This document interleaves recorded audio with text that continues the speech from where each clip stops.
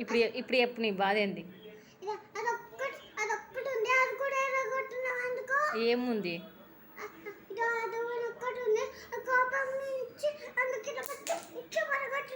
ఎవరు కోపం తెప్పించారు మరి? ఏం చేద్దాం ఇప్పుడు?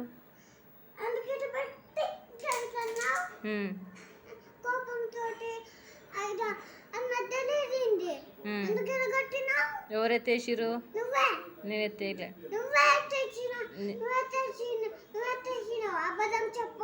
నువ్వు ఎవరు కోపం తెప్పించిరు మరి? అబద్ధం